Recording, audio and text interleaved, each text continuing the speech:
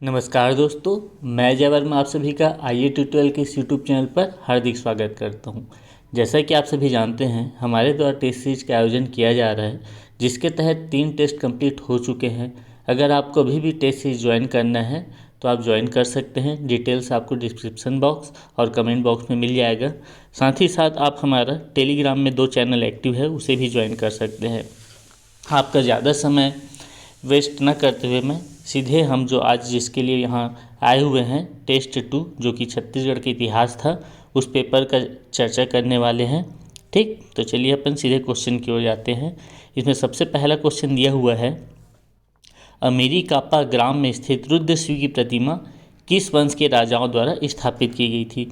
हम सभी को पता है कि रुद्रशिव की प्रतिमा जो है सरबपुरी वंश के शासकों द्वारा स्थापित की गई थी, जो 1987 के उत्खनन से हमें प्राप्त हुई है। रुद्रशिव की प्रतिमा में 11 जीवों की मुखाकृति से बना यह रुद्रशिव की प्रतिमा है। ठीक है, उसके बाद चलते हैं सेकंड क्वेश्चन में। यहाँ बोला गया है कलचुरी काल में प्रशासनिक व्यवस्था के आधार पर उचित संबंध जोड़ना है। ठीक, तो आप सभी को एक चीज़ बताना चाहूँगा, जो कलचुरी काल था उसमें जो सबसे बड़ी इकाई थी वो राज्य थी, जो 18 गढ़ों में बटी हुई थी।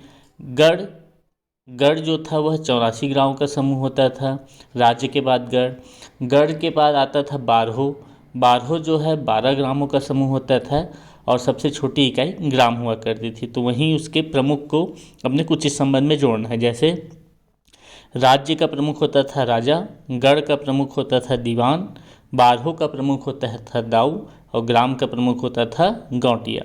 तीसरे क्वेश्चन की ओर आते हैं। तीसरे क्वेश्चन में बोला गया है कलचुरी काल में किस मंत्री को उसका दाहिना हाथ भी कहा जाता था। तो महामंत्री जो था वह राजा को हर छोटे से छोटे और बड़े से बड़े निर्णयों में उसकी सहायता करता था, उसे सलाह देता था, जिसके कारण महामंत्री को कलचुरी काल में राजा का दाहिना हाथ भी कहा जाता था। ठीक, चौथे क्वेश्चन में आते हैं। यहाँ बोला गया है असत्य कथन को हमें पहचानना है। सबसे पहले दिया गया है छत्तीसगढ़ मुक्ति मोर्चा का गठन 1979 में शंकर गुहा नियोगी के नेतृत्व में किया गया। तो 1979 नहीं था, वह 1976 था। ठीक, दूसरा बोला गया है छत्तीसगढ़ गठन की मांग हेतु 20 जुलाई 1999 को छत्तीसगढ़ बंद आंदोलन किया गया था। हाँ, बिल्कुल किया गया था। यहाँ पे एक चीज़ मैं और बताना चाहूँगा कि छत्तीसगढ़ राज्य संघर्ष मोर्चा के द्वारा 20 जुलाई को तो छत्तीसगढ़ बंद हो गया, और 25 जुलाई को संसद का घेराव का प्लान किया गया था। ठीक, तीसरे में आते हैं। तीसरे कथन में इसमें बोला गया है छत्तीसगढ़ भातृ संघ का गठन 1976 में किया गया था, जो भी गलत है। छत्तीसगढ़ भातृ संघ का गठन डॉक्टर खूबचंद बघेल जी के द्वारा 1967 में किया गया था। तो इसमें असत्य कथन कौन कौन सा हो जाएगा, अ और स। ठीक, अगले क्वेश्चन की ओर आते हैं। यहाँ लिखा हुआ है छत्तीसगढ़ में सूबेदारी व्यवस्था के संबंध में सत्य कथन को अपने चुनना है। पहला कथन दिया हुआ है महिपत राव दिनकर ने संबलपुर के विद्रोह का दमन किया था।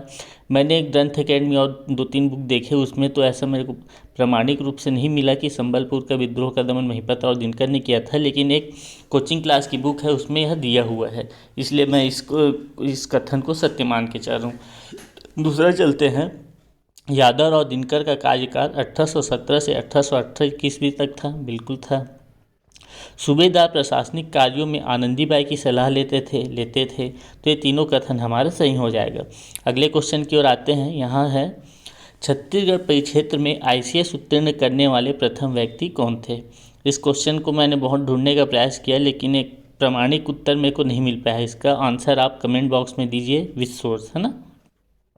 अगले क्वेश्चन में देखते हैं छत्तीसगढ़ एजुकेशन सोसाइटी के प्रथम अध्यक्ष कौन थे। ठाकुर प्यारेलाल सिंह थे। दुर्ग जिला में हरिजन संघ व खादी उद्योग की स्थापना घनश्याम सिंह गुप्त के द्वारा की गई थी। 9वां क्वेश्चन है महारानी पद्मावती जो थी वह खैरागढ़ रियासत से थी। ठीक, 10वें क्वेश्चन की ओर आते हैं। छत्तीसगढ़ में व्यक्तिगत सत्याग्रह किसने शुभारंभ किया था। रविशंकर शुक्ल जी के द्वारा। फिर उचित संबंध आ गया है। इसमें ब्रिटिश अधीक्षकों का नाम दिया हुआ है, उनके कौन कौन से काम किए हैं उसको अपने को संबंध बनाना है। तो कैप्टन क्राफर्ड जो थे वह अंतिम ब्रिटिश अधीक्षक थे। सैंडिस जी के द्वारा डाक तार व्यवस्था का शुभारंभ किया गया था। एगेन्यू जो थे रायपुर को राजधानी 1818 में बनाया था, और एडमंड के समय डोंगरगढ़ का विद्रोह हुआ था। तो ऑप्शन बी इसका सही हो जाएगा। 12वें क्वेश्चन में आते हैं। निम्न में से किस जिले में मुगल कालीन चांदी के सिक्के बिजली के खंभे की खुदाई के समय प्राप्त किए गए थे? तो दुर्ग शहर में है ये, दुर्ग जिला में।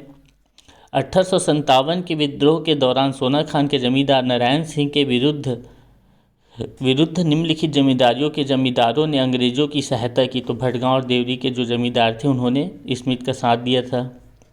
अगले क्वेश्चन की ओर आते हैं। इसमें दिया गया है बस्तर के भूमकाल विद्रोह में कौन सी रानी शामिल थी? तो स्वर्ण कुमार जी शामिल थी। छत्तीसगढ़ में मराठा काल में सेबंदी का संबंध किस व्यवस्था से था? तो पुलिस व्यवस्था से संबंध था सेबंदी का। चीनी यात्री हेनस्वांग का आगमन छत्तीसगढ़ में किस वंश के काल में हुआ था? तो पांडु वंश के काल में आए थे ये। फिर उचित संबंध आ गया है यहाँ। सुतनुका व देवदत्त का वर्णन अपने कहाँ से मिलता है? जोगी मार्ग की गुफा से। सातवाहन काल में रोम की मुद्रा हमें चकरबेड़ा से मिलती है। कुषाण कालीन स्वर्ण मुद्रा की प्राप्ति हमें तेलीकोटा से प्राप्त हुई है। जो तेलीकोटा कहाँ है? ये हमारा रायगढ़ वाला। कुषाण कालीन तांबे के सिक्के हमें बिलासपुर से प्राप्त हुए हैं। तो ऑप्शन नंबर 4 इसका सही हो जाएगा। मेघदूत का छत्तीसगढ़ी अनुवाद किसके द्वारा किया गया है? तो मुकुटधर पांडे जी के द्वारा किया है। डॉक्टर अजय मिश्र शास्त्री के अनुसार सिरपुर के संस्थापक महासुदेवराज को माना गया है। प्रसिद्ध शास्त्री टॉलमी ने छत्तीसगढ़ अंचल को किस नाम से संबोधित किया है? तो उन्होंने अधिष्ठी नाम से इसे संबोधित किया है। ठीक। राष्ट्रीय तुल्य के प्रथम शासक कौन थे? सूरा थे। उसके बाद आते हैं किस वंश के शासक स्वयं को ताम्रपत्र में परम भागवत की संज्ञा देते थे? परम भागवत की संज्ञा देते थे सरबपुरी शासक, है ना। तो 20वें क्वेश्चन में आते हैं। यहाँ क्या हमें सत्य कथन की पहचान करना है। पहला कथन दिया गया है इंद्र बल को भरत बल के नाम से भी जाना जाता था। सही है ये। लक्ष्मणेश्वर मंदिर शिवदेव को समर्पित है। शिवदेव को ही समर्पित है। महाशिवगुप्त के पास परम महेश्वर की उपाधि थी। ये भी सही है। और अगला है बोड़ा ताम्रपत्र नंददेव द्वारा लिखित है। तो ये जो है बोड़ा ताम्रपत्र जो है तीवर देव को समर्पित है ना। तो देखिएगा, तो हमारा ऑप्शन अ ब स सही हो जाएगा। 24वें क्वेश्चन में आते हैं। लिखा हुआ है यहाँ निम्न में से कौन कलचुरी शासन व्यवस्था का अधिकारी था? दीवान भी था, दाव भी था, गौटिया भी था। तो हमारा उपरोक्त सभी आंसर आ जाएगा। फिर उचित संबंध आ गया है यहाँ कि कौन से शासक को कौन सी उपाधि प्राप्त थी, इसके बारे में चर्चा किया गया है। तो परम भट्टारकर की उपाधि धारण करने वाले थे श्रीगुप्त प्रथम। और जन्मेजय की उपाधि धारण करने वाले थे महाभवगुप्त प्रथम। ययाति की उपाधि महाशिवगुप्त प्रथम ने धारण की थी। और महाभवगुप्त द्वितीय के द्वारा भीमरथ की उपाधि धारण की गई थी। ठीक, इसका ऑप्शन भी सही हो जाएगा। बस्तर के छिंदक नागवंश की राजधानी क्या थी? बारसूल थी। अगला क्वेश्चन देखते हैं। निम्न में से कौन सा मंदिर बारसूल में नहीं है? तो बत्तीसा मंदिर, मामा भाचा मंदिर, पेदम्बा मंदिर, ये तीनों बारसूल में है, लेकिन कार्तिकेयन की कोई मंदिर वहाँ पे नहीं है। निम्न काकतीय वंश के शासकों को क्रम से जमाना है। तो इस प्रकार के क्वेश्चन आपको पीएससी में देखने को मिल जाते हैं, इसलिए शासकों का क्रम आप लोग ध्यान में रखिएगा। यहाँ पे सबसे पहले आ जाएंगे हमीर देव, भैरम देव, फिर नरसिंह देव, उसके बाद वीर नारायण देव, उसके बाद राजपाल देव, उसके बाद दलपत देव। अब यहाँ पे फिर उचित संबंध जमना है। तो मेरिया विद्रोह किसके द्वारा किया गया था? हिरमा मांझी के द्वारा। और मुड़िया विद्रोह किया गया था झाड़ा सिरहा के द्वारा। परलकोट विद्रोह गेंद सिंह के द्वारा। और बड़गढ़ का विद्रोह अजीत सिंह के द्वारा किया गया था। तीसरे क्वेश्चन में आते हैं। निम्न में से कौन से निम्न विद्रोह के शासकों को सुम्मिलित करना, मतलब कब विद्रोह हुआ था और कौन से शासक उस समय राजगद्दी में थे, इसको देखना है अपने को। यहाँ पे क्या लिखा हुआ है? परलकोट का विद्रोह जो है उस समय शासक थे महिपाल देव। लिंगागिरी के विद्रोह के समय थे भैरम देव। भूमकाल विद्रोह के समय थे रुद्र प्रताप देव। और मेदिया विद्रोह के समय थे भूपाल देव। अगले क्वेश्चन में आते हैं, जो कि है 31 नंबर का। मराठा व ब्रिटिश सत्ता के मध्य आंग्ल मराठा संधि 1808 में हुई थी। उसके बाद आते हैं कोटपाट की संधि कब हुई थी? तो हम सभी को पता है 6 अप्रैल 1778 को कोटपाट की संधि हुई थी। और किसके किसके मध्य हुई थी?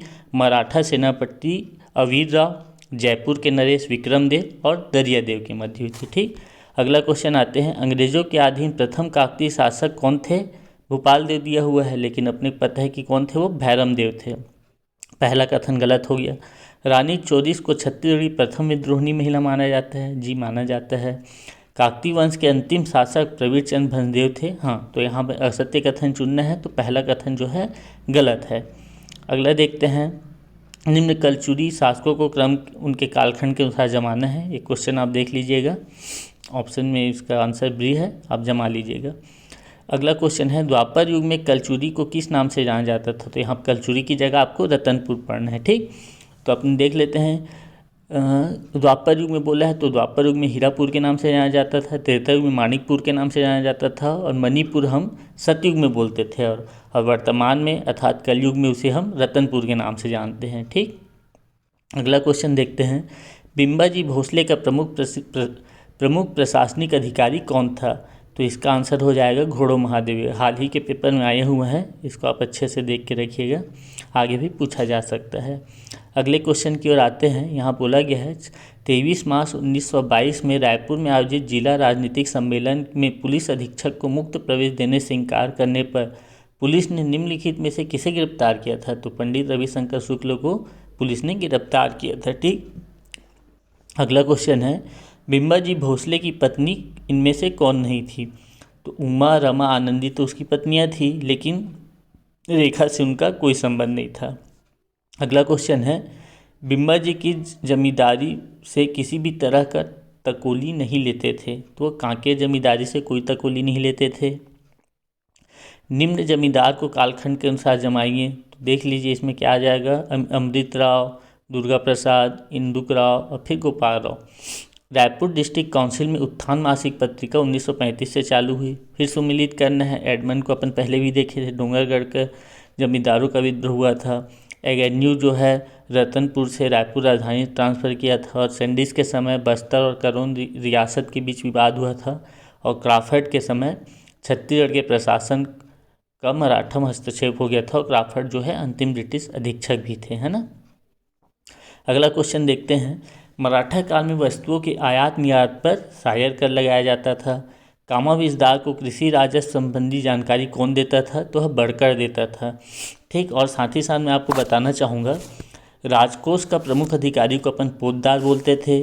ग्राम का दौरा कर लगान के दस्तावेज तैयार करने का काम बरार पांडे करता था, और मादक द्रव्य में आमदनी का जो भी हिसाब किताब है, कितना हानि हुआ, कितना लाभ हुआ, ये सब जानकारी हमें पंडित प्रदान करता था। ठीक, उसके बाद देखते हैं, लवण को ताहूत रघु जी तृतीय द्वारा कब बनाया गया? तो 1848 में लवण को ताहूत बनाया गया रघु जी तृतीय के द्वारा। अगला क्वेश्चन है, छत्तीसगढ़ राज्य के प्रथम डिप्टी कमिश्नर का मासिक वेतन 1000 रुपये था। ठीक, वीरनारायण सिंह सोना खान के जमींदार कब बने? 1830 में बना थे। वीरनारायण सिंह को पकड़वाने में निम्न में से किस जमींदार ने स्मिथ का साथ नहीं दिया था? तो बिलाईगढ़, कटंगी और भटगांव के जमींदारों ने उसका साथ दिया था, साथ में देवरी के जमींदार ने भी बहुत ज़्यादा ही साथ दे दिया था। किस जमींदार को अंग्रेजों का साथ देने के कारण सोना खान जमींदार उपहार में मिला? तो देवरी के जो जमींदार थे उन्हें कुछ ज़्यादा ही सहयोग किया था स्मिथ का, इसलिए उन्हें सोना खान की जमींदारी गिफ्ट के रूप में दे दिया गया था। अगला क्वेश्चन है, 1907 में देश की प्रथम छात्र हड़ताल ठाकुर प्यारेलाल सिंह के नेतृत्व में नांदगांव स्टेट हाई स्कूल में हुआ था। ठीक, अगला है, सत्य कथन पहचानना है। कमर राज को उत्कल राज लौटते समय साहिल नामक योद्धा मिला था, बिल्कुल मिला था। 1850 ईस्वी में रत्नदेव ने तुमान से अपनी राजधानी रतनपुर स्थानांतरित की थी, ये भी सही है। पृथ्वीदेव द्वितीय ने स्वयं को महामंडलेश्वर की उपाधि से नवाजा था, ये गलत है, पृथ्वीदेव प्रथम ने नवाजा था अपने आप को। तलहरी नंदावली क्षेत्र को जाजल्यदेव प्रथम ने विजित किया था, ये भी सही है, तो अबादा हमारा ऑप्शन सही हो जाएगा।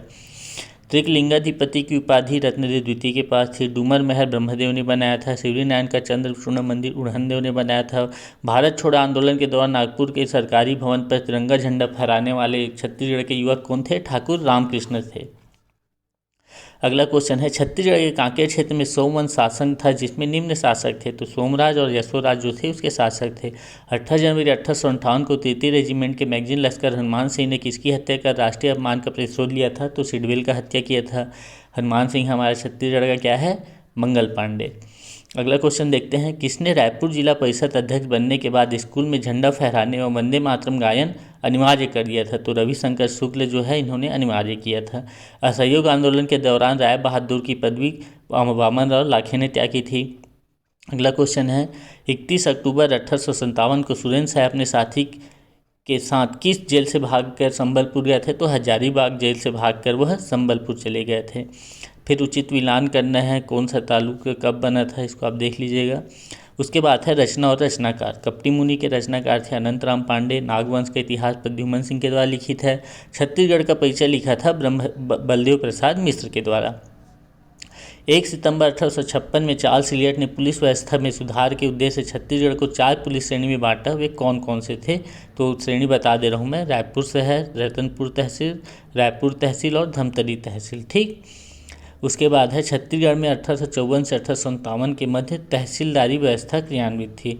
ब्रिटिश काल में परगना के अंतर्गत क्या आते थे? तालुका आते थे। तो इसका मैं क्रम बता देता हूँ। सबसे पहले राज्य आता था, राज्य के बाद जिला आता था, जिला के अंदर तहसील होते थे, तहसील के अंदर परगना होते थे, परगना के अंदर तालुका होते थे और सबसे छोटी इकाई ग्राम होती थी।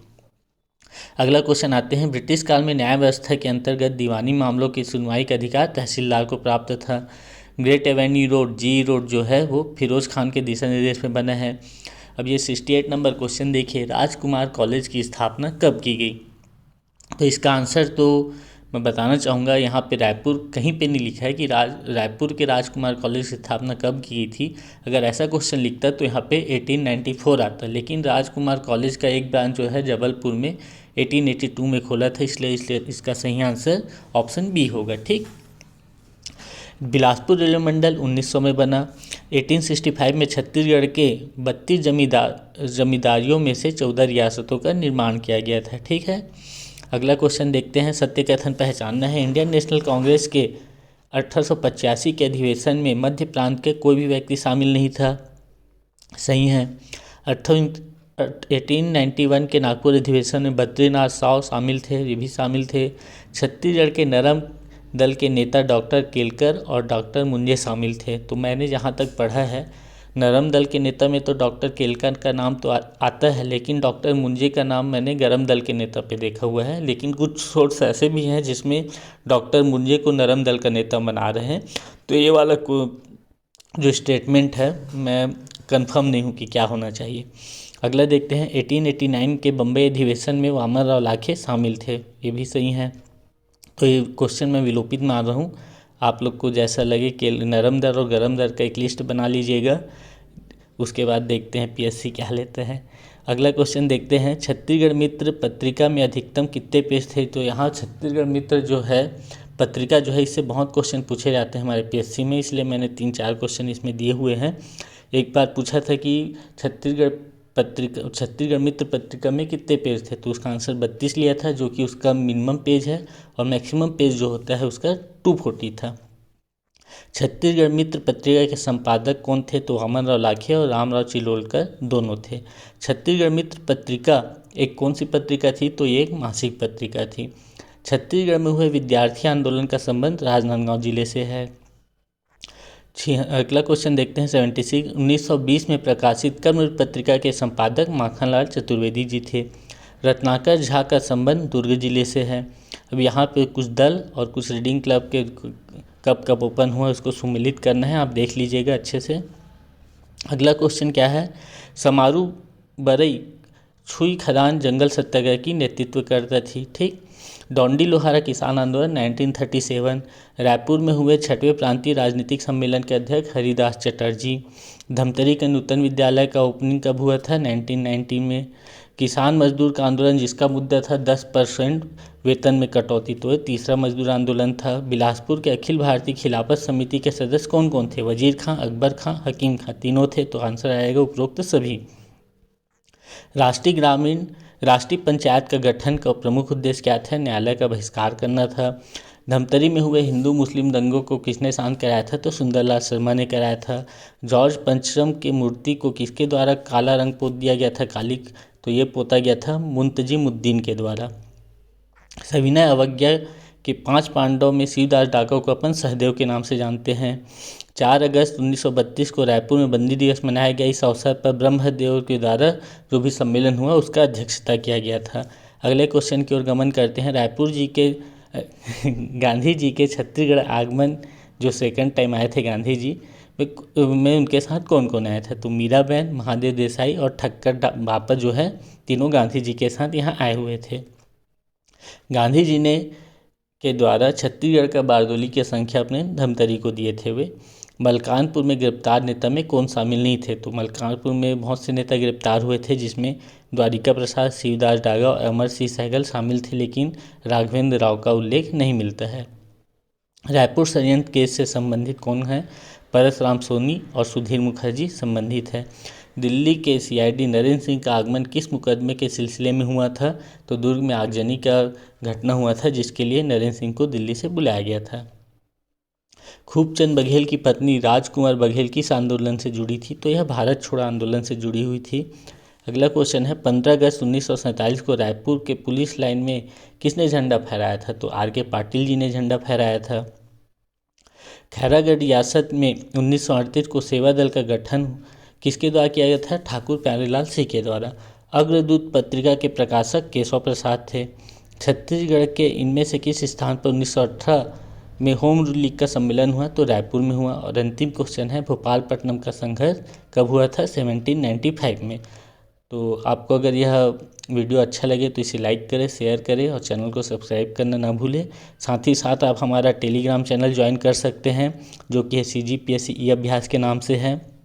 और साथ ही साथ हमारा एक पब्लिक ग्रुप में है, जिसमें आप अपना विचार उसमें व्यक्त कर सकते हैं। ठीक है, तो फिर धन्यवाद।